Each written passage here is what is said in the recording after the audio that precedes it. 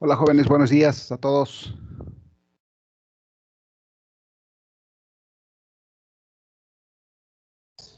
Buenos días, profe. Buenos Hola, días. doctor, Buenos hola, días. hola, buen día. Eh, el día de ayer habíamos terminado una parte la parte que nos hablaba de la generación de el número de granos, asociando características, ¿ah? Poco conocidas hasta, hasta hace algún tiempo, ¿sí? Y ahora lo que resulta pues de eso es que mucho de lo que ya se ha generado sobre el peso seco, la relación que tiene el peso seco de la espiga con el número de granos y esta a su vez con el número de flores, pues ahora se ha estado encaminando, hay grupos de investigación a nivel mundial como el Consorcio Mundial de Trigo que lidera el CIMIT, empezó a trabajar ese consorcio en el 2009, por ahí así, entre 2008 y 2009, y pues reúne a los, a los científicos con más experiencia en la rama de las ciencias agrícolas, ¿sí? Eh, de hecho, en ese grupo está Matthew Reynolds, que es el fisiólogo, o hasta hace algún tiempo fue fisiólogo, igual sigue estando en el consorcio. Matthew Reynolds fue el fisiólogo de CIMIT, ¿sí? Fue el que aportó mucho a la investigación en cuanto a fisiología de cultivos. Eh,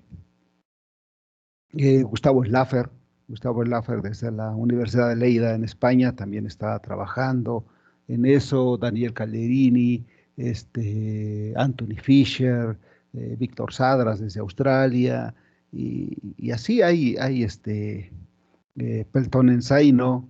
Pelton Ensaino es una señora que trabaja en Finlandia con cereales de invierno, allá en el norte de Europa, y hay gente así de diferentes países. Nosotros con el doctor Carlos Gustavo Martínez Rueda, el doctor Aurelio Domínguez López, hace, hasta hace unos meses atrás, estábamos en una red con, con Argentina, Chile, Brasil, precisamente sobre eso, para hacer trabajos relacionados con mejoramiento del rendimiento en los cultivos de granos. De hecho, la red, aunque no está registrada, sigue trabajando. Lo que pasa es que su, se venció la vigencia, ¿sí? Que tenía, era de 4 años, ¿sí? Pero en realidad hemos seguido trabajando. Esta red estaba financiada por la Unión Europea, ¿sí? Y pues la idea es ahora a ver quién agarra el toro por los cuernos y se registra nuevamente, ¿no? Una nueva vigencia. Y, por ejemplo, hay otras personas, ¿no? Por ejemplo, Gustavo Madoni en Argentina está trabajando ahorita una red de ultra baja densidad para explotar la característica, por ejemplo, del amacollamiento en maíz. Ustedes saben, los que han sembrado maíz o por ahí les han comentado, que el maíz genera macollos y algunos híbridos tienen esa característica y, y muchos de los criollos, ¿sí? Y lo que nosotros hemos visto siempre, pues que es una característica indeseable, ¿no? O sea, nosotros el amacollamiento lo hemos visto como algo que no funciona. Pues resulta que en los últimos años este, se ha explotado esta característica en aquellas áreas en donde las condiciones del ambiente son adversas. Por ejemplo, sequía, falta de humedad, suelos pobres, las ultra baja densidad, funciona muy bien y esos genotipos que tienden a macollar, pues pueden producir o pueden dar rendimientos equiparables al mejor híbrido. Y bueno, ahorita también en eso se anda trabajando. También el doctor Carlos Gustavo Martínez Rueda y un servidor eh, estamos trabajando en esa red. Desafortunadamente este año íbamos a empezar a trabajar algunos ensayos en la facultad, pero sí ha habido muchas restricciones en cuanto al acceso, ¿no? En cuanto al acceso, y entonces pues no se puede conducir un experimento si no puede uno accesar, ¿no? Al campus. Entonces, pues lo estamos posponiendo para el próximo año, ojalá que haya las condiciones este, sanitarias adecuadas. ¿Ok? Pero todo esto que les platico, lo que se está trabajando en el consorcio mundial, lo que se estaba trabajando en la red a través de la red se llamaba Red Metrice, de hecho, busquen Metrice, denle Metrice en el, en el buscador, ¿sí? En el buscador, de hecho, a ver, vamos a ver si todavía está, creo que todavía estaba. eh, Metrice. Aquí está, miren, está por la Universidad de Lleida, en España, en la provincia de Cataluña. Eh, Ahí está, miren. Así se llama la red, mejorar la eficiencia en el uso de los insumos y el ajuste fenológico en cultivos de trigo y cebada.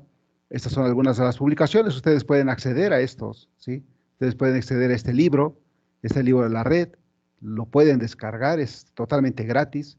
Este otro también. Hay mucho material que pueden descargar gratis, ¿eh?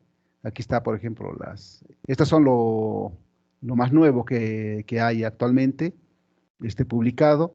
Por aquí hay más, ¿no? Hay más dentro de las publicaciones. Aquí están las publicaciones derivadas de la red. Hay un manual de trigo y cebada. Un libro de sistemas de producción de trigo y cebada. Hay de limitaciones para la producción. Es decir, todo esto es descargable, ¿eh? Todos estos, todas estas publicaciones que tiene cada uno de los miembros, también pueden ser descargables. Y aquí está, miren, aquí está el escudo. Aquí está la Universidad Autónoma del Estado de México y Facultad de Ciencias Agrícolas. Si uno le da aquí clic, aparecen los miembros que estamos registrados en esa red. Ay, pero a ver, hasta ya se ve. Acá está acá. Aquí está, miembros de la red. Eh, si uno ve a Universidad Autónoma del Estado de México, le da aquí. Y bueno, que está Facultad de Ciencias Agrícolas, Centro de Investigación y Estudios Avanzados en Mejoramiento, Laboratorio de Ecofisiología. Una de las líneas es la línea de caracterización fenológica de cereales de invierno, ¿sí? Lo que hemos hecho con alumnos y tesistas. Así se ven nuestros experimentos en campo, ¿sí? Estos son de trigo, estaban producidos bajo riego. Eh, la, También hay una línea que hemos estado trabajando por mucho tiempo, de hecho, desde que yo estaba en el gobierno del Estado, en ICAMEX, por el año 87, 88. Lo que se refiere a la ecofisiología del cultivo de triticale en comparación con trigo, ¿sí? También es otro de los trabajos que estamos haciendo. Eh, Así se ven nuestros experimentos en la facultad, esto es ahí en la facultad. Eh, También estamos trabajando con atributos ecofisiológicos que determinan el rendimiento, ¿sí? Y la calidad en cultivares de trigo y cebada mexicanos ante cambios en la disponibilidad de nitrógeno, ¿sí? Aquí está un servidor y el doctor Carlos Gustavo Martínez Rueda, que son las personas que estamos en contacto, ¿no? Con esa red. Ajá. Y bueno, fue muy grato, ¿no? Porque fue una reunión de la red, se hizo en Uruguay, allá en Colonia. Otra reunión se hizo en Brasil, y aquí en Río Grande, la provincia de Río Grande do Sul. Otra reunión se hizo en Chile, y así es. La reunión que se estaba programada para hacer en España, pues ya no se hizo, ¿no? Y ya no pudimos visitar la Universidad de Lleida, pero bueno, esperemos que se reactive otra vez nuevamente el financiamiento de esta red y podamos, y podamos seguir colaborando, ¿no? Como institución, ¿no? En estos temas tan grandes. Ok, bueno, vamos a continuar, ¿sí? Esto es como para resaltar que lo que estamos viendo es importante en términos de que, pues que hay grupos, ¿no? Que están trabajando en pro eh, de, de incrementar, ¿sí? Los rendimientos de los cultivos de granos en el futuro, en el futuro cercano. Recuerden que el reto hacia 2050 es muy grande y pues el paquetito que tenemos como especialistas de la agronomía es también bastante grande. Ok, vamos a continuar, vamos a continuar. Ahora vamos a ver la parte de la nutrición mineral y vamos a agarrar el caso maíz. ¿Ah? Vamos a agarrar nuevamente el caso maíz. Y en este caso esta presentación va a abordar básicamente la demanda por parte de las plantas, es decir, de qué depende la demanda, el requerimiento de los nutrientes minerales, eh, sean estos nitrógeno, fósforo y otros, y su relación que tienen con el rendimiento del cultivo, la oferta ambiental, y básicamente hablando de la eficiencia en el uso del nitrógeno, la absorción y asimilación de nutrientes minerales en términos de dinámica de acumulación de nutrientes, nutrición y producción de biomasa, efecto del nitrógeno sobre la intercepción de radiación, que ya vimos algo de eso, y sobre la eficiencia en el uso. Vamos a recordar todavía algunos aspectos. Y finalmente, veríamos el efecto del mejoramiento genético por rendimiento de grano sobre algunos rasgos ecofisiológicos asociados al uso del nitrógeno por la planta. ¿Ok? Si tuvieran alguna duda, algo que no entiendan, algún término, pueden interrumpirme con toda confianza. ¿Ok? Gracias, doctor. Vamos a iniciar. Entonces, que en términos de la demanda de nutrientes, pues uno podría decir que los nutrientes esenciales, ¿sí? O más bien uno podría definir a los nutrientes esenciales y mediante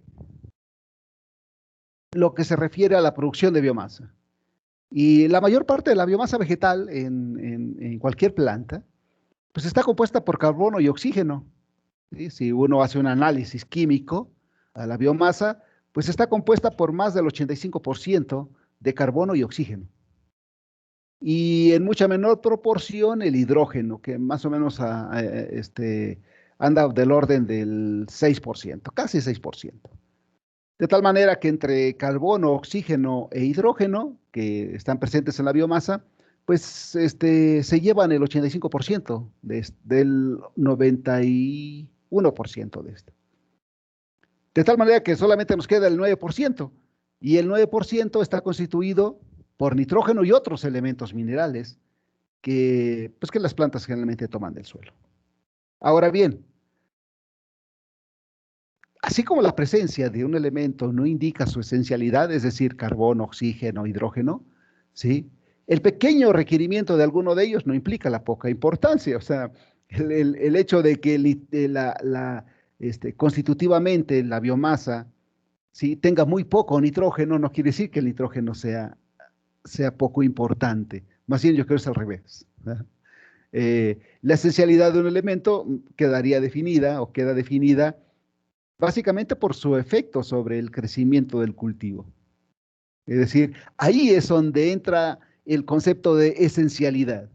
O sea, es esencial si tiene efecto sobre el crecimiento. Y en este caso, pues los nutrientes esenciales, pues se dividen en macronutrientes, carbono, oxígeno, hidrógeno, y los listados en esta tabla, que es el nitrógeno, fósforo, potasio, azufre, magnesio y calcio, y los micronutrientes, que estaríamos hablando del fierro, del zinc, del cobre, del manganeso, del boro y el cloro. Según cantidades y según las cantidades requeridas, ¿no? Para dicho crecimiento, en realidad son muy mínimas. Son muy mínimas y normalmente los suelos ya lo tienen, ¿sí? Y lo tienen en cantidades eh, adecuadas para los cultivos. En ocasiones por ahí hacemos aplicaciones, pero eh, los micronutrientes, como se requieren en pequeñas cantidades, pues lo toman, ¿no? De la solución del suelo. Ok, entonces vean, aquí tenemos una tabla del requerimiento de los nutrientes minerales, ¿sí? Que sería, que estaría dado, ¿ya? En kilogramos de nutriente absorbido por tonelada de grano producido, que sería la primera columna. Eh, índice de cosecha del nutriente, el índice de cosecha del nutriente no es otra cosa más que los kilogramos de nutriente en grano por kilogramo de nutriente absorbido, que es la segunda columna, ¿sí? Y si analizamos en cada cultivo, trigo, maíz, soya y girasol, es una tablita que encontré en un folleto, un libro argentino, ¿sí? Por eso aquí lo tienen como soja, ¿sí? Así lo nombran por allá en el Cono Sur, en Brasil también, soja, no soya. Eh, si analizamos cada uno de los cultivos, por ejemplo, vean que en el caso de trigo, requiere requiere absorber 30 kilos de nitrógeno por cada kilogramo, por cada tonelada de grano producido. El maíz, un maíz se requiere que absorba 22 kilos de nitrógeno por cada tonelada de grano. La soya, 80 kilos de nitrógeno por cada tonelada de grano producido. Y el girasol, 40 kilos. Vean, supongo que en algún momento nos han de haber dicho, ¿sí? A mí me lo dijeron hace mucho tiempo, que las leguminosas no requieren nitrógeno, ¿sí? Porque porque fijan el nitrógeno. Eh, ¿Alguien ha visto en una planta, eh, en una leguminosa, los nódulos eh, que forman la bacteria Rhizobium y Azotobacter?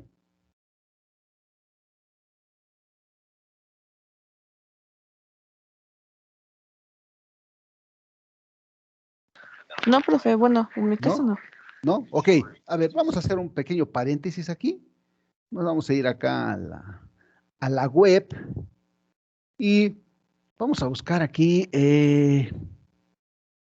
nódulos, Rhizobium,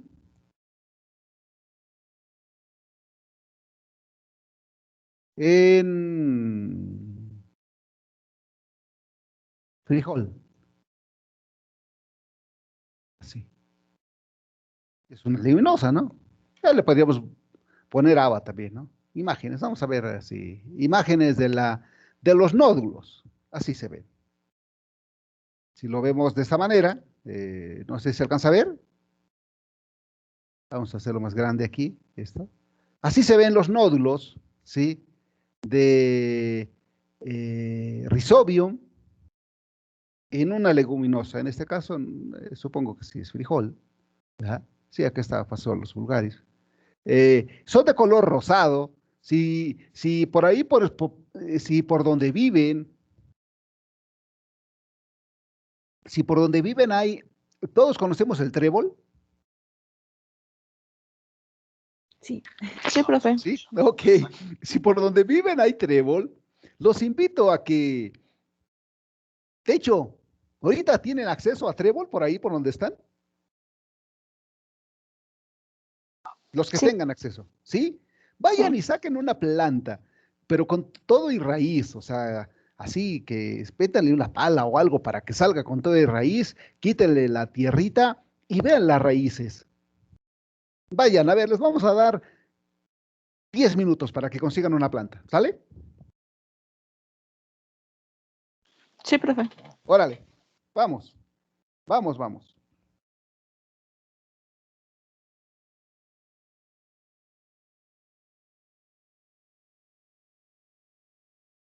Si la logran conseguir, este, comparten, comparten, sus hallazgos, o sea, lo muestran. Yo voy a hacer lo propio, yo voy a, a salir también aquí este, al jardín a ver si, a ver si logro encontrar alguna. De que tengo.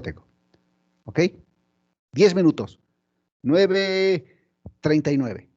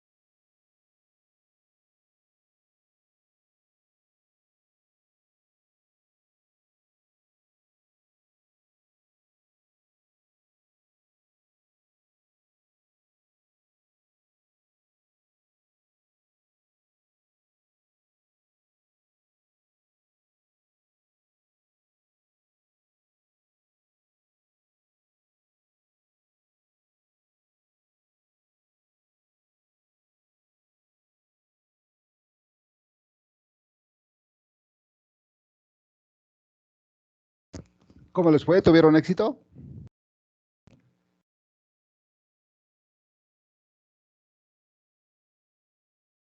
Sí, profe. Es bien difícil Sí. sacar un trébol, profe. Ah, sí, sí, sí. Su raíz es pivotante. Es pivotante, se ancla bastante bien. ¿Alguien pudiera compartirnos?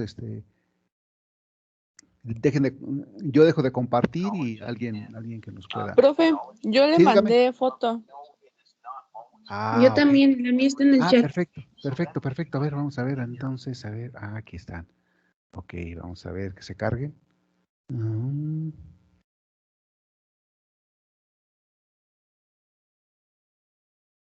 oh,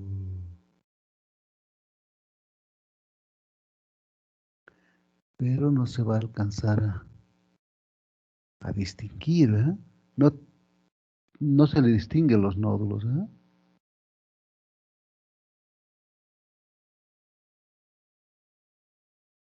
¿Ese era trébol?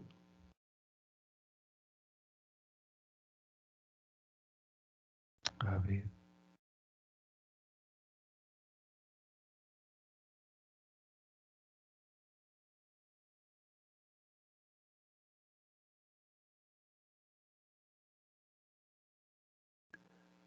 Ay, no se alcanza a distinguir.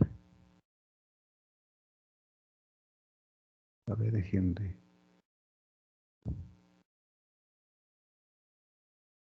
A ver, voy a seguir compartiendo.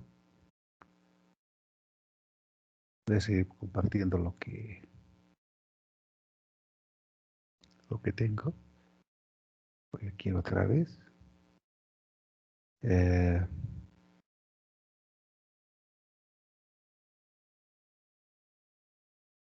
ay, pero no. No se alcanzan a distinguir los nódulos, ¿o sí? Eh, se me hace que no es trébol, ¿eh?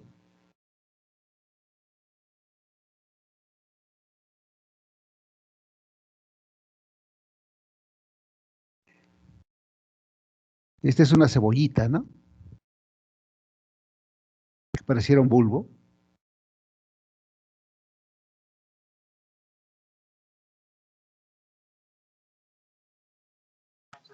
Sí, profe. Ah, no, el Pero, trébol. No, pero también igual yo encontré un trébol, profe, y ajá, tiene esa parte. Y encontré otras como que vienen varios tréboles, ajá, pero más pequeños, pero vienen mucha raíz. ajá. Sí, sí, lo que quiero es esa, la raíz. Lo que queríamos ver es la raíz, ¿para qué? Para que se viera algo parecido. eh, Se debería ver algo parecido como a esto, así. En la raíz que ustedes pudieran sacar, se tendrían que ver así, pequeños, pequeños tumores, ¿sí? Si uno lo podría llamar así, pequeños tumores en la raíz, así, vean, así, de este tipo. Doctor, disculpe, Sí, esas cositas, nódulos, ¿es normal? sí, sí, sí, sí, sí, sí, en las leguminosas es completamente normal. La provoca, estas es la casita, digámosle así, es la casita donde vive la bacteria Rhizobium. Hay dos géneros, es el Rhizobium y el otro es el Azotobacter. El más común es el Rhizobium, es el que más, es el inóculo que se encuentra en la mayoría de los suelos. Eh, entonces, estas son de color medio rosadito.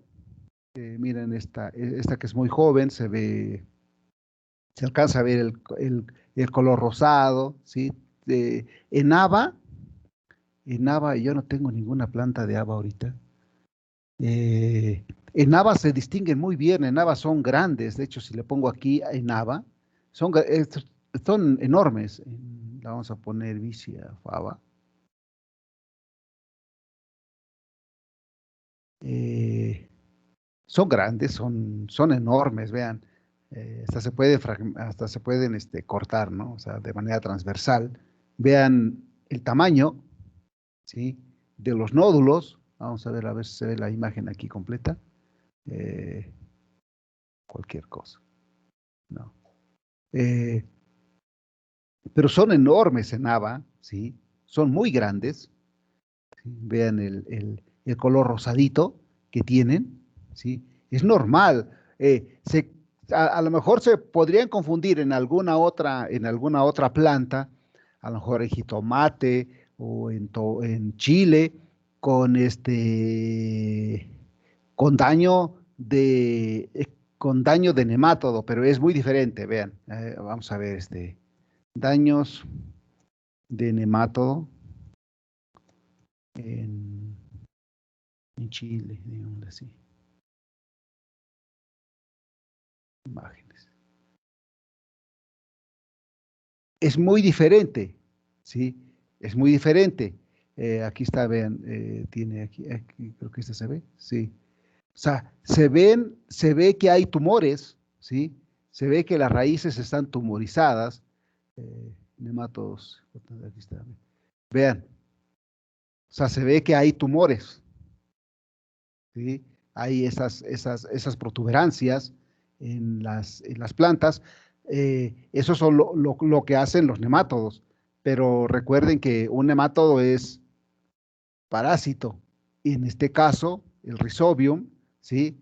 Si bien parasita la planta, pero ese parasitismo se hace a través de un fenómeno que se llama simbiosis, ¿sí?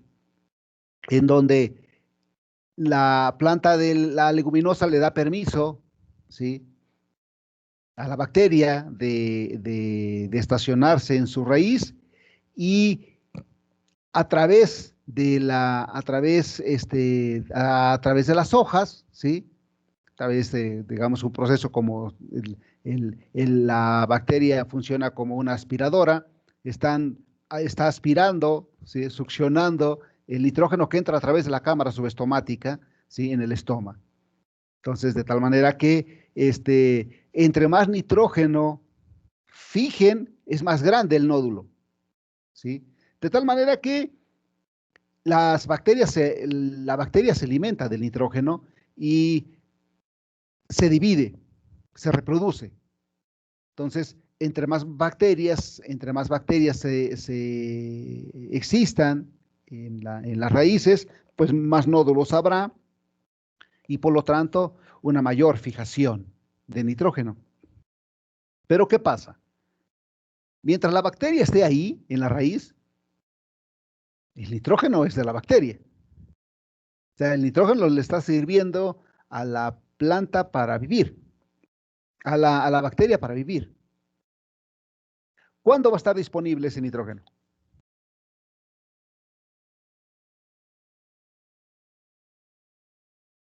Cuando se corte la planta. Cuando la planta muera. Cuando la planta muera, este nitrógeno que está en los nódulos se libera. Por lo tanto, ¿le va a servir a la planta actual?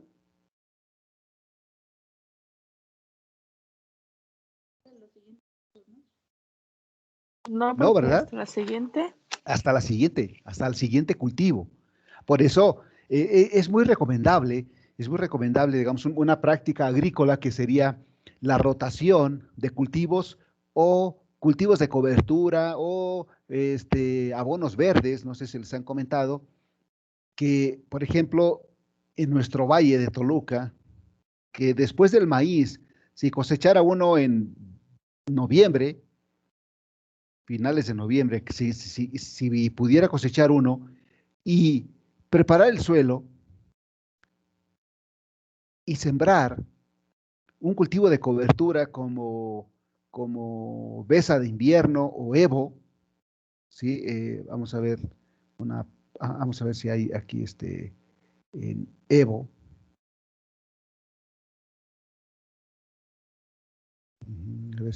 A ver si se ve la planta de Evo. Eh,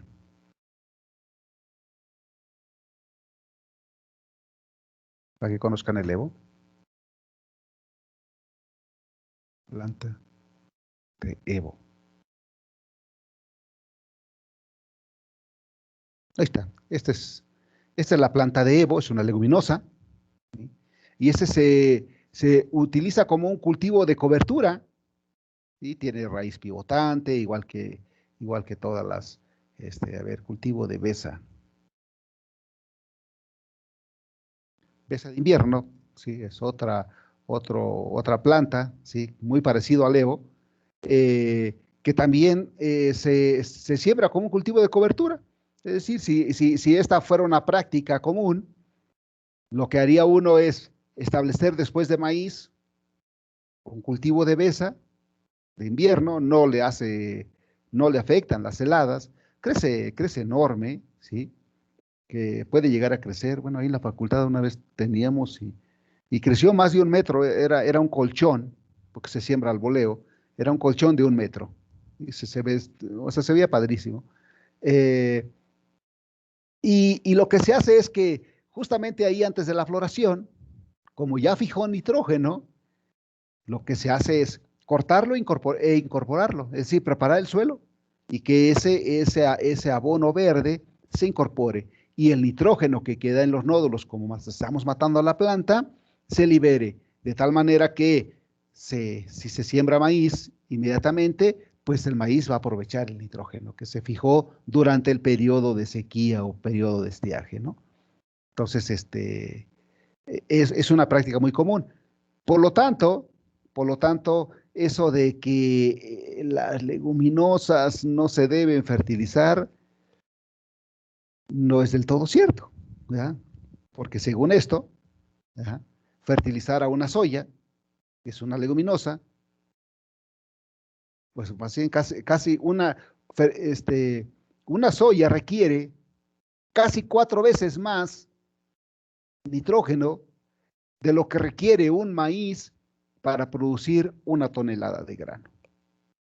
Vean, un maíz requiere 22 kilos de nitrógeno y una soya requiere 80. Casi 4 veces más. Entonces, ¿por qué? ¿Por qué se requiere fertilizar más a una soya o a un girasol, comparado con un maíz y un trigo? Porque en el caso del maíz, lo que se acumula en el grano es almidón, ¿sí? En el caso de trigo, pues también hay un poquito más de proteína, por eso se requiere más. El trigo tiene más proteína que el maíz. Y la soya, ¿sí? Tiene proteína y aceite. Y la proteína y el aceite son compuestos que energéticamente salen caros. Es decir, se requieren más moléculas de glucosa para fabricarlos. Por eso, ¿sí? También se requiere, y ojo también, y en el caso, por ejemplo, de la proteína, pues la proteína son cadenas, si mal no recuerdo, ¿sí? Son cadenas largas de aminoácidos, de muchos aminoácidos. Entonces, y los no sé si también estoy bien, ustedes tienen más fresquecito, ¿sí? No sé si aún siga siendo el radical amino.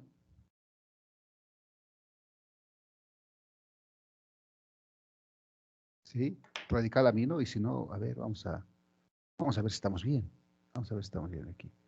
A ver, vamos a ver aquí, radical amino. Amino.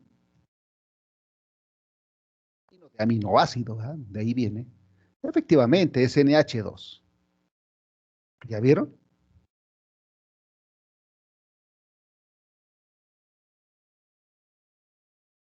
NH2, entonces creo que sí, no estoy mal. ¿Sí? NH2 es el radical amino, ¿sí? Y ese radical lo tienen todos los aminoácidos, ¿sí? ¿Y qué tienen estos radicales o esos aminoácidos? Tienen nitrógeno.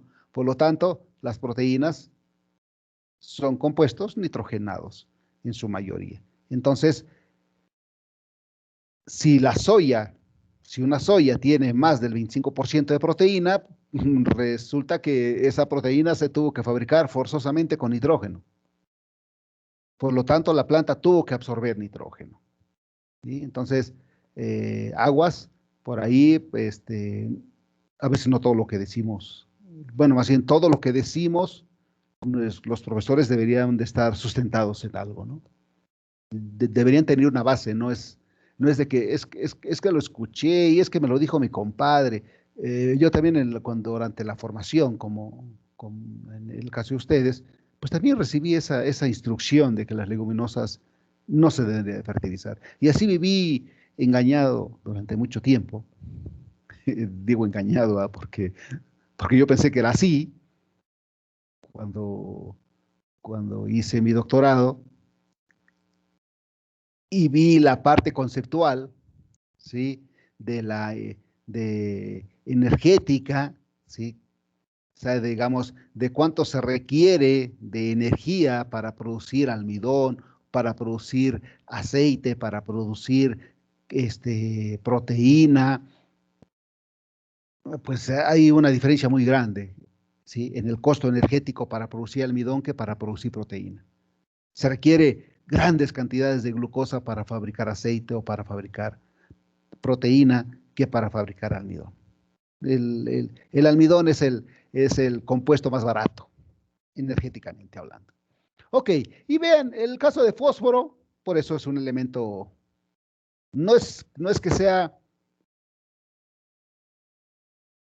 poco importante, más bien se requieren pequeñas cantidades. Vea, el trigo, para producir 1 tonelada de grano se requieren 5 kilos de fósforo, en maíz 4 kilos, en soya 8 kilos, en girasol 5. El fósforo se requiere en pequeñas cantidades y casi no lo aplicamos porque muchos de los suelos tienen fósforo. Potasio, el potasio es un poquito más importante que el fósforo porque interviene en muchas reacciones. El potasio sirve como catalizador. Por ejemplo, en el estoma, ustedes saben que si han visto un dibujito del estoma, no sé si lo vieron en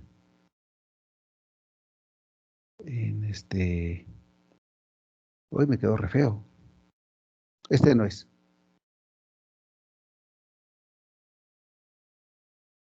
Vamos a ver si me queda más o menos.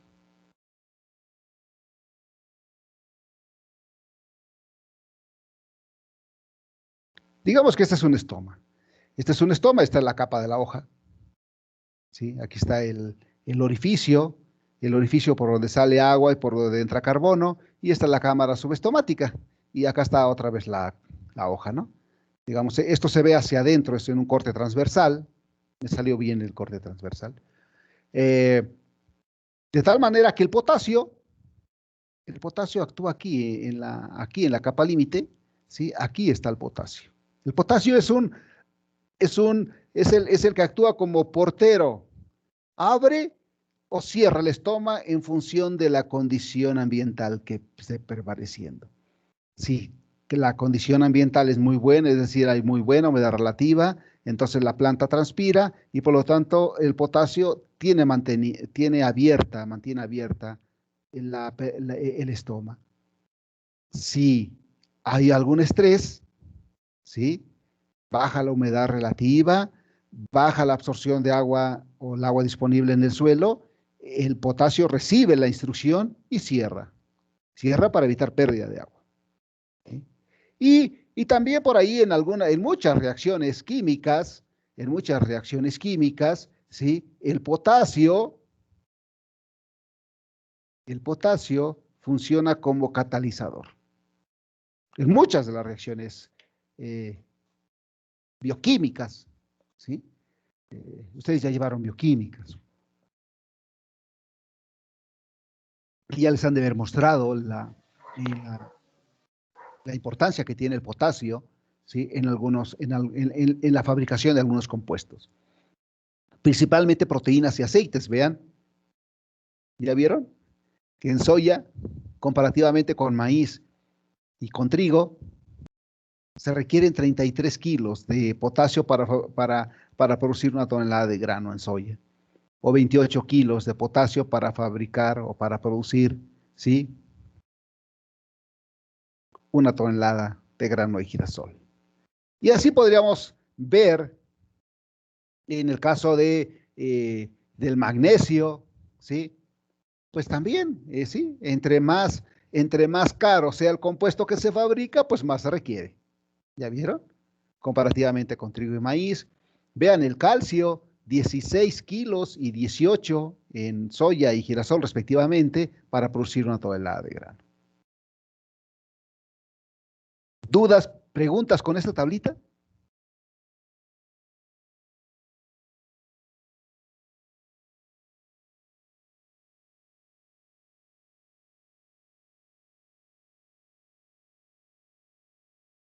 No, doctor. ¿No? Ok, vamos a continuar entonces.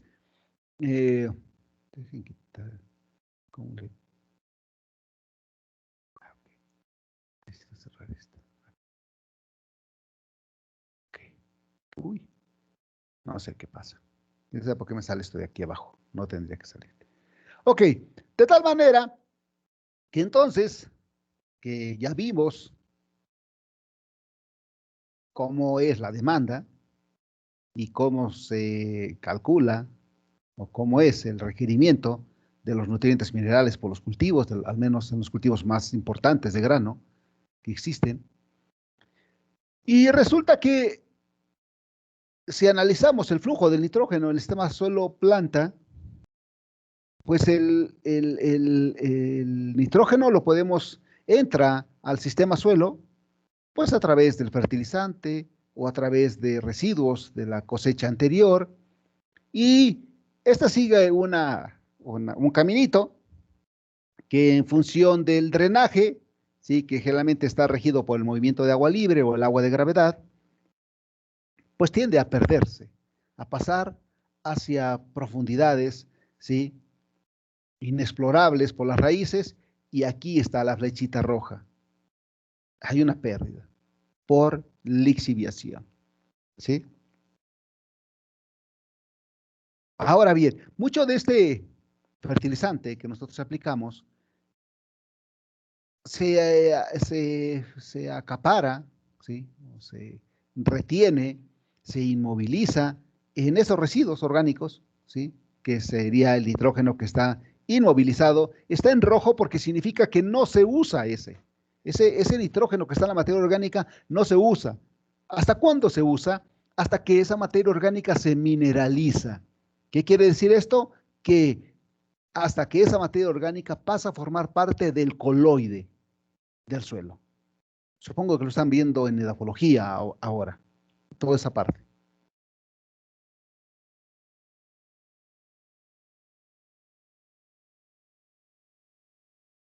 Ok, Sí, profe. sí están viendo eso de cómo, de los procesos de descomposición de la materia orgánica, y tiene que pasar un buen rato hasta que efectivamente la materia orgánica se descomponga y pase a formar parte de ese coloide. De tal manera entonces que el nitrógeno en la materia orgánica se va liberando poco a poco y pasa a la solución del suelo. Normalmente cuando un suelo es rico en materia orgánica, el nitrógeno que está ahí en la materia orgánica se va liberando tan lento tan lento que se podría equiparar a la velocidad con la que la planta lo absorbe. O sea, la planta absorbe el nitrógeno y la materia orgánica se lo da a esa velocidad. Por eso es muy bueno, suena interesante pues que ya no empaquemos los terrones de tierra, ¿no? Que normalmente eso hacemos, ¿no? Cosechamos, tiramos nuestro rastrojo, le metemos un implemento que se llama rastrillo, barremos, hacemos el montón de rastrojo y le metemos la empacadora. Ah, pero como la empacadora no recogió todo, le volvemos a barrer otra vez, ¿sí? Entonces ahí va tierra, terrones, piedras, y le volvemos a meter la empacadora. Al final estamos empacando mitad de rastrojo y mitad de tierra, ¿sí? No le dejamos nada al suelo. Y eso es malo. Eso es malo. Había que dejarle los más conservadores dicen que hay que dejarle un 40, 50% del rastrojo sobre el suelo, ¿sí? Incorporándoselo, claro.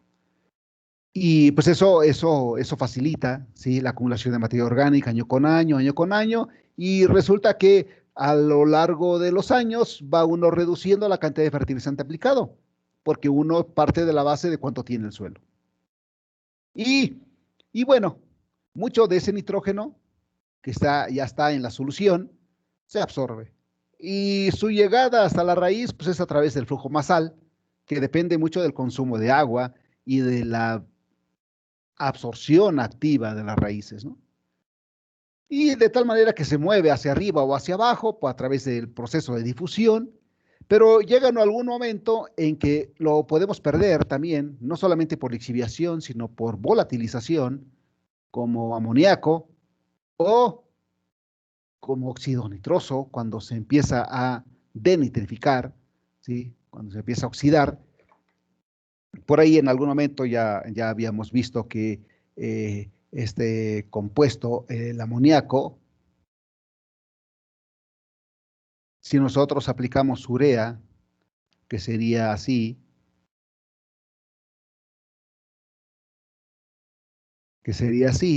pues en presencia, cuando lo aplicamos en presencia del agua, pues hay una disociación y se hace así, gana un hidrógeno y se convierte en amoníaco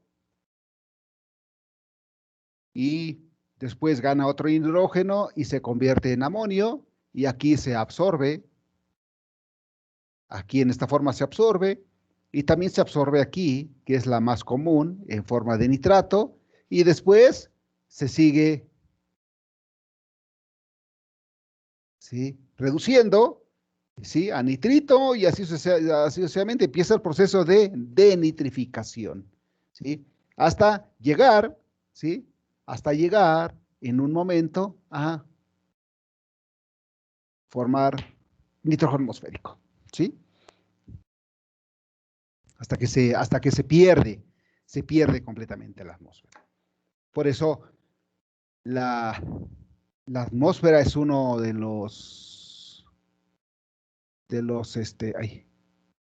los, eh, es rica en, ¿cómo le quito esto aquí?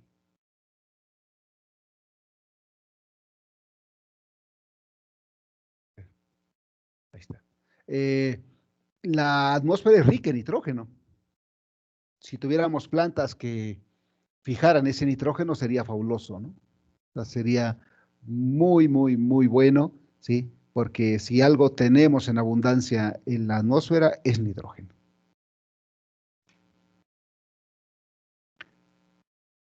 Ok.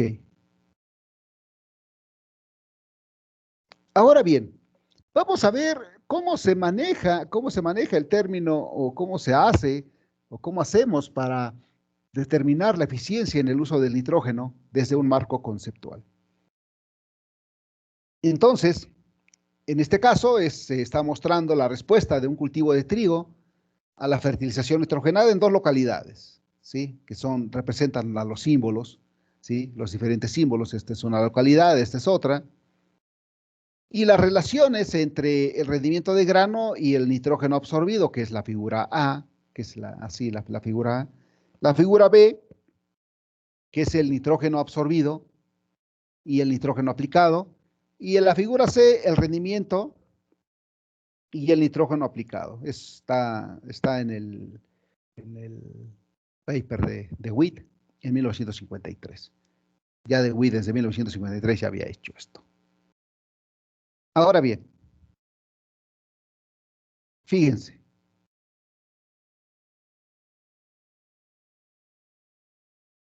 La primera, que es que está aquí en la figura C, donde está el rendimiento de grano en toneladas por hectárea, en función del nitrógeno aplicado en kilogramos por hectárea también. Es nitrógeno, no es urea. Ojo, Y aquí dice que conforme se incrementa la cantidad de nitrógeno aplicado, se incrementa el rendimiento. ¿Sí? Ahora bien,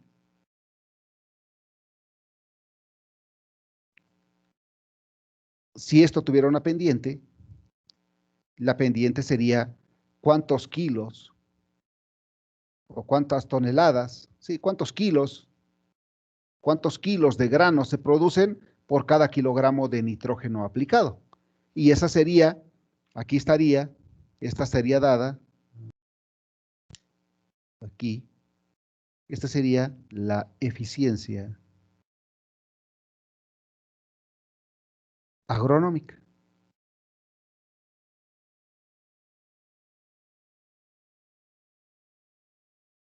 Agronómica, ¿sí? Y es fácil de medir, es fácil de medir. Yo sé cuántos bultos de urea apliqué, calculo la cantidad de nitrógeno. ¿Sí les enseñaron a calcular dosis de nitrógeno?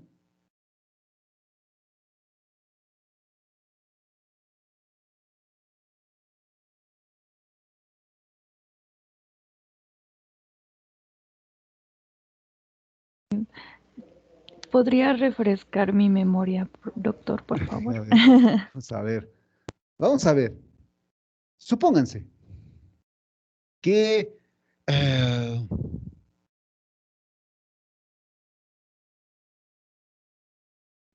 ayer lo vimos, creo, ¿no? No, o no. Supónganse que un productor, normalmente en el Valle de Toluca, un agricultor, aplica más o menos, 5, entre 5 y 6 bultos de urea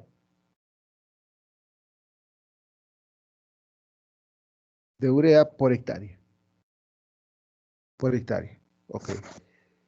5 o 6 bultos de urea representan, supónganse, representan 250 kilogramos de urea. Ok. La urea viene al 46%. ¿Qué quiere decir esto? Que 46 kilogramos de nitrógeno están en 100 kilogramos de urea. Si el productor aplica 250 kilogramos de urea, ¿cuántos kilos de nitrógeno estaría aplicando? Es una simple regla de 3. Multiplicamos 46 por 250 y lo dividimos entre 100 y serían 115. ¿Sí? 115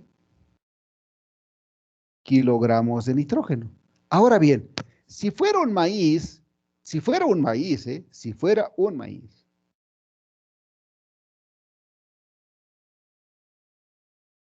porque eso lo aplica un maíz, 5 o 6 bultos. Para producir una tonelada de grano de maíz, el cultivo requiere absorber 22 kilos de nitrógeno. O sea, absorber, de tal manera que entonces 115 entre 22, si suponiendo que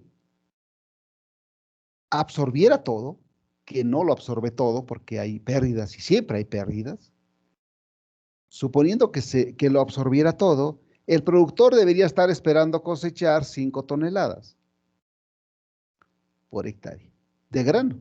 Ese sería su rendimiento. Pero como no absorbe todo, ¿sí? Hay pérdidas, normalmente aplicando esta cantidad de bultos de urea, cosecha 4 toneladas. 4 toneladas por hectárea. Y luego el productor dice, es que el técnico me dijo, ¿sí? El que vendió el maíz, la semilla, me dijo que ese híbrido podría rendir, ¿sí? 10 toneladas. Me engañó, no es cierto. No, no lo engañó. En realidad, a lo mejor el técnico por omisión o por desconocimiento, ¿sí? No le dijo que tenía que fertilizar con mayor cantidad de nitrógeno. ¿Sí? Vamos a ver más adelante que lo que se coseche, más bien, en términos de lo que yo quiero cosechar, es lo que tengo que ponerle. No al revés. Yo le pongo y a ver qué da. No, no, no, la agricultura no funciona así. Yo le fertilizo con lo que puedo y a ver qué sale. Eso no es una agricultura, digamos, empresarial. Eso funciona, por ejemplo, para alguien que en la semana se dedica a trabajar en la industria y el fin de semana siembra su tierrita. ¿Para qué? Para comer tortillas. Pero, por ejemplo, un productor, al menos, por ejemplo, en los Mochis, Sinaloa, que siembra, pues, de menos 100 hectáreas, de menos 100 hectáreas, pues, seguramente lo está viendo como negocio, ¿no? Si no,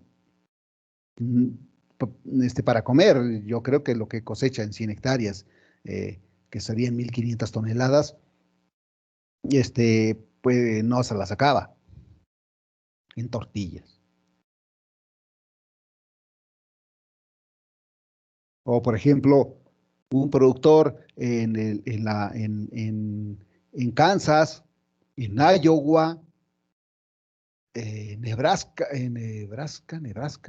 creo que sí, todavía, en Argentina, en Brasil, ¿sí? En Argentina, que un productor así tranquilamente, ¿sí?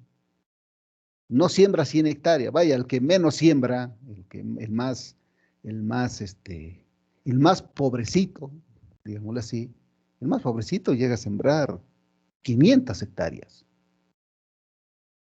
El que menos siembra, ¿eh? Y el agricultor empresario, el agricultor que tiene una empresa agrícola, ¿sí? Siembra 100,000, 200,000 hectáreas. Ese es negocio. Y para eso, para lograr las 15 toneladas, pues tendría que sembrar, que el cultivo tendría que absorber mucho. A ver, vamos a hacerlo. Profe, Sí, sí, dígame. bueno, si ya calculamos, por ejemplo, el fertilizante que vamos a ocupar para el rendimiento que queremos, ¿solo Ajá. se hace una aplicación de fertilizante o se tiene que hacer, bueno, en varias aplicaciones? Buena pregunta, muy buena pregunta, compañero. ¿Cómo se llama usted? Pedro, Pedro. Ok, Pedro. Muy buena pregunta.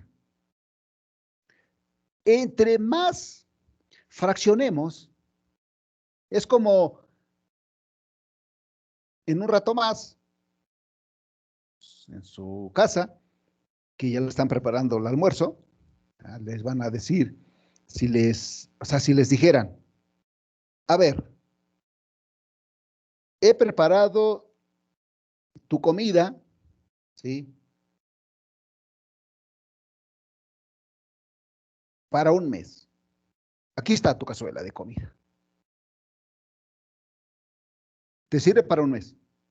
¿Qué van a hacer ustedes? pues comer pequeñas porciones cada día, ¿no? Para que, Se la tienen que comer luego, luego.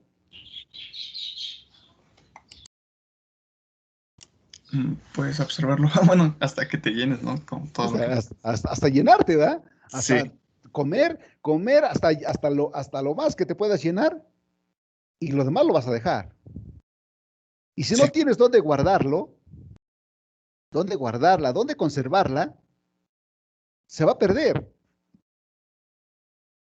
O sea, se va a fermentar, se va a echar a perder, dice por ahí, y ya no se va a poder comer. Ah, bueno. Lo mismo pasa con la planta. Si nosotros le damos todo de un solo jalón, nada más va a comer lo que necesita en ese momento, ¿sí? Y está ahí, ese fertilizante está expuesto a falta de humedad, pérdida por evaporación. Exceso de humedad, pérdida por lixiviación. O sea que por todos lados vamos a perder. Entonces, la planta, si no lo puede tomar, se le va a ir, se le va a escapar, se va a echar a perder, ¿sí? Digámosle así, su comida. No se la va a comer toda. Entonces, si nosotros le hacemos a la planta lo que nosotros nos hacen en casa y nos dicen, ok, aquí está tu platito de comida o tu platito para tu almuerzo. Y se come uno eso y luego ya hace un ejercicio o lo que quieran, se la pasa uno sentado aquí frente a la computadora y gasta uno más o menos energía. Ya como a las 4 de la tarde, aquí está tu comida. Y en la noche, échate un pancito, con tu lechita, con tu cafecito, con tu postrecito. Y así, si nosotros le hacemos a la planta de esa manera, le vamos poniendo de a platitos de comida, seguramente esa eficiencia, ¿sí? Esa eficiencia en el uso del nitrógeno se va a incrementar. La eficiencia de absorción, que no es otra cosa más que cuánto nitrógeno se absorbe respecto al que se aplica, ¿sí? Esto se incrementaría significativamente, la eficiencia de absorción. Pero ¿qué pasa?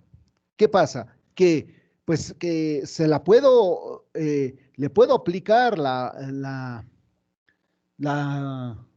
mecánicamente, mecánicamente se la puedo dar hasta, hasta que doy la segunda escarda, hasta que, dice el productor, hasta que hasta que formo el surco. Hasta ahí le puedo dar mecánicamente, es decir, con tractor, que me saldría más barato.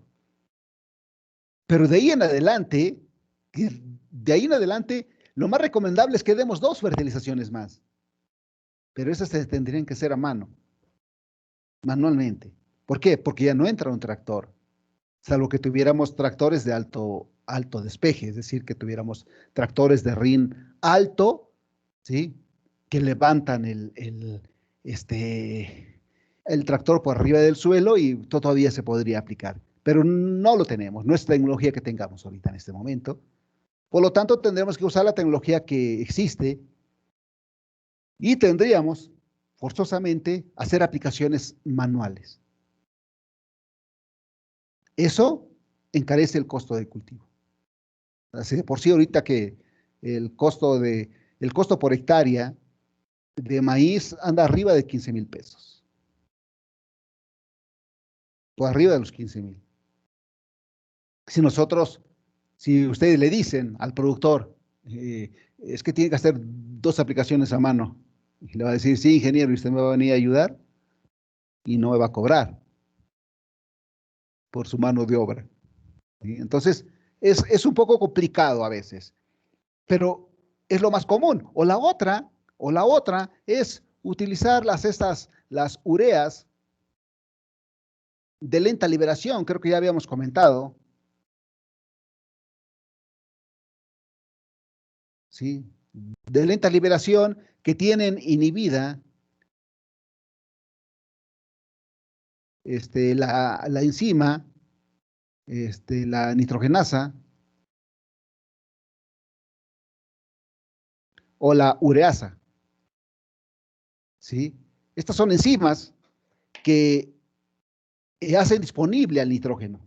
Es decir, que lo hacen disponible tal cual como la planta lo absorbe.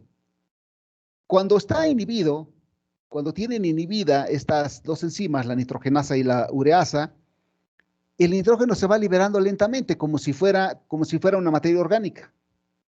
Entonces, yo se lo puedo poner todo al momento de la siembra y después de la floración o hasta madurez fisiológica todavía hay nitrógeno ahí disponible. Eso es muy bueno.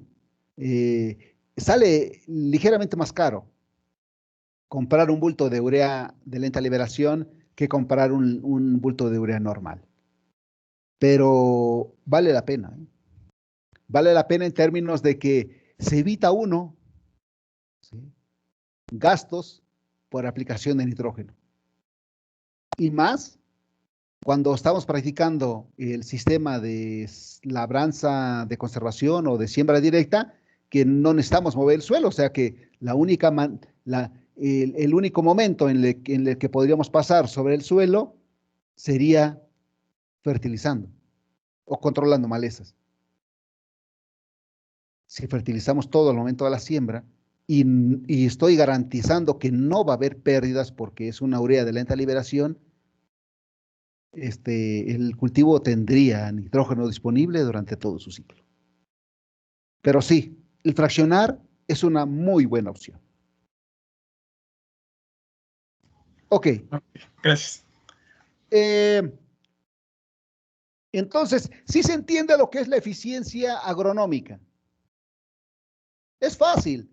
Al final del ciclo, cuento cuántos costales coseché y digo, ok, y divido ese número de costales entre la cantidad de nitrógeno que apliqué y digo, ok, tantos costales de mazorca o tantos costales de maíz por cada kilogramo de fertilizante que apliqué. Así, muy fácil.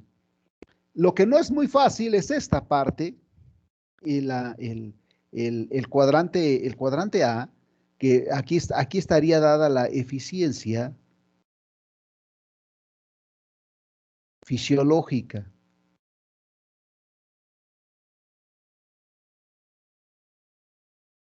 La eficiencia fisiológica del nitrógeno. ¿Por qué fisiológica? Porque está dado, si es la relación entre el rendimiento en función del nitrógeno absorbido. Y es decir, cuántas toneladas o cuántos kilos de grano se producen por cada kilogramo de nitrógeno absorbido. Y es decir, por cada kilogramo que la planta se come de nitrógeno. ¿Sí? Y en este caso, pues uno tendría que, uno tendría que realizar análisis de tejido vegetal para calcular esta. Aquí lo vamos a poner. Se requiere análisis del nitrógeno en tejidos o en grano, ¿sí? Es decir, yo debo de sacar una muestra de biomasa, incluyendo al grano, llevarla al laboratorio, que me la analicen y cuánto tengo de nitrógeno en toda mi planta. ¿Cuántas plantas tengo? Es el nitrógeno que se absorbió por hectárea. ¿Cuánto coseché al final? ¿Cuánto coseché? ¿Cuánto se absorbió? Saco cuántos kilos se producen por cada kilogramo de nitrógeno absorbido.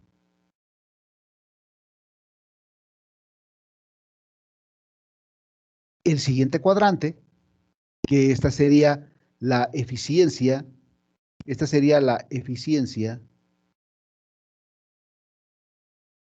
de absorción, que no es otra cosa más que cuántos kilos, ¿sí?, de nitrógeno se absorben por kilogramo de nitrógeno aplicado. Por ejemplo, vean, cuando se aplican, por ejemplo, en este ejemplo, en este cultivo de trigo, cuando se aplican 160 kilos de nitrógeno, ¿sí?, se recuperan en la biomasa más o menos como 120. Es decir, hay una pérdida de ¿cuánto? De más o menos 40 kilos. Hay una pérdida, es decir, 40 kilos se perdieron. Y si uno hace esto, a ver, 40, más o menos 40, 40 entre 160, para más o menos sacar el porcentaje, sería 25. ¿Qué quiere decir esto? Que hay una eficiencia de absorción, ¿sí? Del 75%. Que más o menos la eficiencia de absorción en la mayoría de los cultivos anda en 0.6 o 0.7, entre el 60 y 70%. Ahora, la pregunta, si se aplican 40,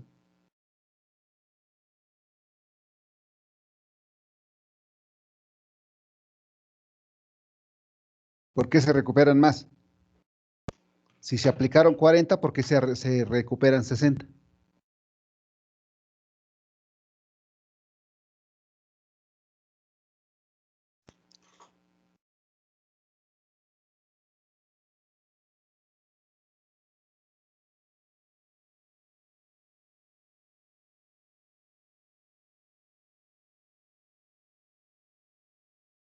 Estos 20 kilos de más que se recuperaron fueron de la reserva que tenía el suelo, es decir, de la que estaba en la materia orgánica, ¿no? O sea, esto era la que estaba de la materia orgánica, porque si se aplicaron 40, se deberían haber absorbido 40%, ¿no?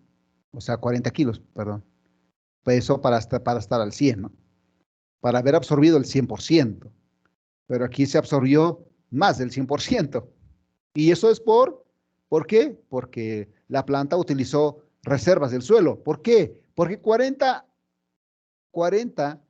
kilos de nitrógeno, aplicar 40 kilos de nitrógeno es aplicar nada para un cultivo.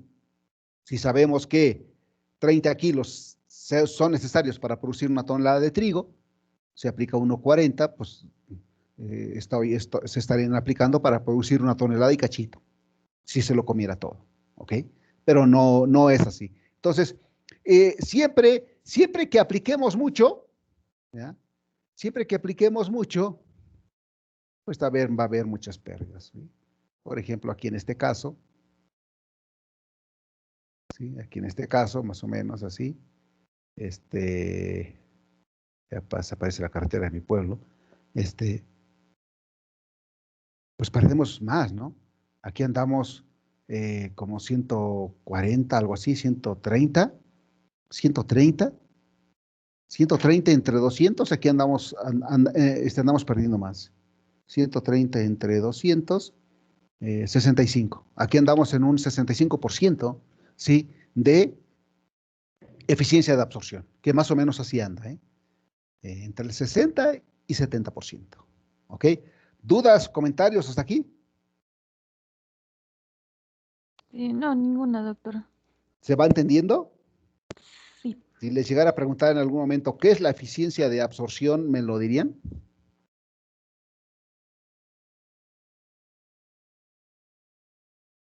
Sí. Sí, profe. ¿Sí? Serían los kilogramos de nitrógeno absorbido por kilogramo de nitrógeno aplicado. La eficiencia fisiológica serían los kilogramos de grano producido por kilogramo de nitrógeno absorbido. Y la eficiencia agronómica sería kilogramos de grano producido por kilogramo de nutriente aplicado. ¿Ok? Muy bien. Vamos a continuar entonces. De tal manera que la eficiencia de absorción o fracción de recuperación, ¿sí? Pues sería esta, ¿no? Los kilogramos de nutriente absorbido por kilogramo de nutriente aplicado. Y si se cuenta con información correspondiente a un control o testigos sin aplicación de fertilizante, se puede calcular la fracción de recuperación del fertilizante aplicado. Y en este caso, la fracción de recuperación sería los kilogramos de nutriente absorbido por el cultivo fertilizado menos kilogramos de nutriente absorbido por el cultivo sin fertilizar entre los kilogramos de nutriente aplicado. Y la eficiencia agronómica, como decía bien, era los kilogramos de grano cosechados por kilogramo de nutriente aplicado. Y nuevamente, si se tiene para una misma condición de crecimiento, se cuenta con información correspondiente al rendimiento de un control, se puede calcular la eficiencia de aplicación del fertilizante. Es decir, la eficiencia agronómica del fertilizante aplicado, la podríamos sacar como el rendimiento del cultivo fertilizado menos el rendimiento del cultivo sin fertilizar entre los kilogramos de nutriente aplicado. Y podemos sacar, si evaluamos distintas dosis de nitrógeno, podemos sacar la eficiencia agronómica entre dosis de aplicación, ¿no? Entonces, esto es muy importante porque calcular las eficiencias, tanto la eficiencia de recuperación como la eficiencia agronómica o la eficiencia fisiológica, nos ayuda a manejar mejor el nitrógeno. O sea, si bien a medida que aplico más nitrógeno, incremento el rendimiento, también a medida que aplico más nitrógeno, incremento la contaminación al manto, a los mantos acuíferos. Y una de las cosas que debemos estar trabajando en nuestra vida profesional es ser amigables con el ambiente. O sea, debemos trabajar en términos ecológicos, es decir, buscar el punto medio, es decir, seleccionar, si estamos trabajando en el mejoramiento genético, seleccionar genotipos que sean altamente eficientes en el uso del nitrógeno. Si no estoy trabajando en mejoramiento genético, una manera de incrementar la eficiencia en el uso del nitrógeno es fraccionar el nitrógeno en diferentes momentos o utilizar compuestos nitrogenados de lenta liberación. O sea, hay estrategias para convivir armónicamente con el ambiente existen. Lo que hay que hacer es usarlas, ¿sí? Pero siempre hay que tener en mente el ambiente, que a medida que se va requiriendo más alimentos, vamos contaminando más. Le estamos haciendo daño. Entonces, en la medida de que ese daño sea mínimo, pues vamos a tener chance de ver cosas en un futuro inmediato. Ok, de tal manera entonces que la eficiencia fisiológica y su importancia agronómica pues radica básicamente en que pues me da cuántos kilos de grano se produce por kilogramo de nutriente absorbido y su inversa, es decir, la inversa de esto, brinda una idea del requerimiento del nutriente por tonelada o por quintal de grano producido. ¿A cuánto equivale un quintal, jóvenes?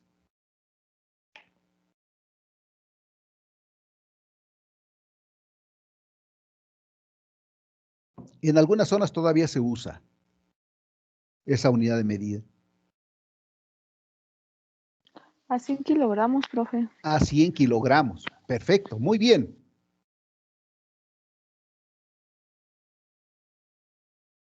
Excelente, muy bien. ¿Quién fue la que participó? No la veo. Rocío. Rocío. Muchas gracias, Rocío.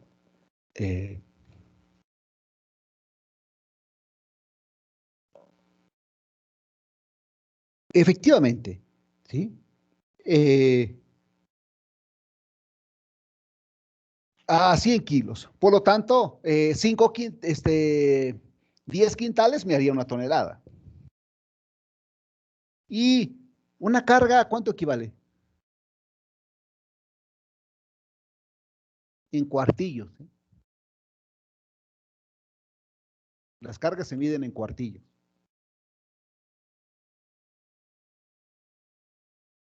¿Alguien tiene una idea?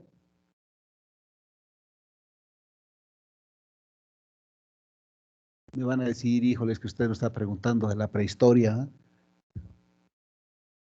Una carga es 1,5 toneladas, ¿no, profe? Una carga, no, no es 1,5 toneladas. No, a ver, una carga es una unidad de medida. Es igual a 100 cuartillos. Cuartillos es un cubo. Es un cubo, ya no recuerdo las medidas, pero yo tengo uno en casa, un cuartillo. Yo todavía compro maíz en cuartillos, por cuartillos. De hecho, hace poco compré una carga, 100 cuartillos. Entonces se los miden a uno, así con un rasero. Le echan el maíz al cubito, que es de madera, y lo rasan con un palito de escoba, así. Le pasan el rasero, ¿sí? Y así, y lo miden así contando. 1, 2, y lo hacen en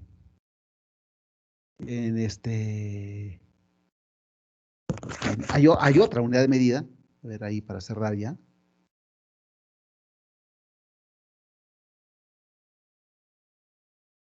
¿Alguien sabe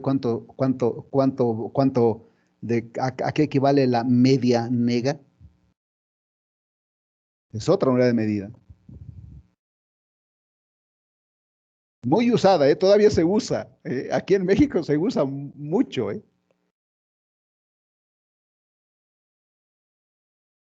Media nega es igual a 25 cuartillos.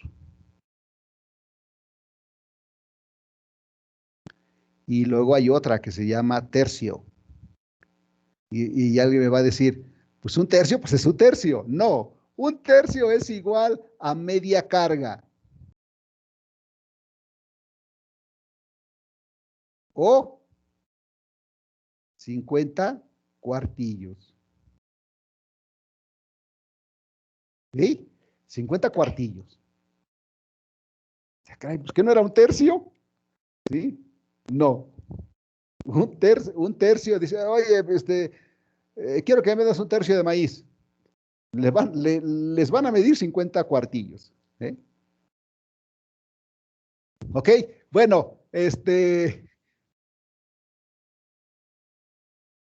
por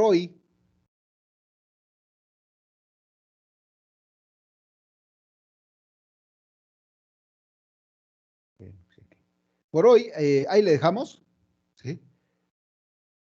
Ahí le dejamos en lo que me preparo para la siguiente clase. Nomás déjenme. Ayer se me olvidó pasar lista con algún grupo y fue un batallar. Ay, espérame. ¿Quién sabe qué estoy haciendo?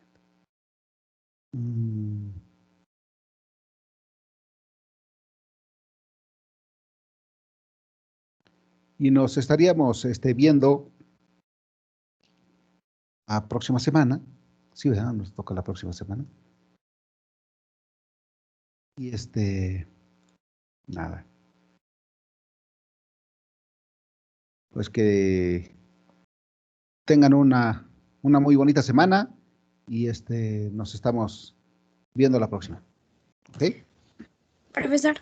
Sí, dígame. Soy Evelyn. Hola, Evelyn. Sí, adelante, dígame.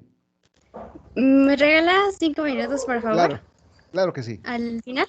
Sí. Gracias. Ok. Ok, nos vemos, jóvenes, que tengan un excelente día. Aquí estoy, no les puse ninguna grabadora. Lo que pasa es que quito la cámara porque luego se alenta mucho el internet. Y pero aquí ando, Aquí ando. Gracias, doctora. Hasta luego. Okay, nos vemos, Caro. Hasta luego, Gracias, Nos profe. vemos, Bye. Carla. Nos vemos, Rocío. Andrea, nos vemos. Sí, gracias, profe. Estefanía, nos vemos, César. Nos vemos. Nos vemos. A todos. Cuídense mucho.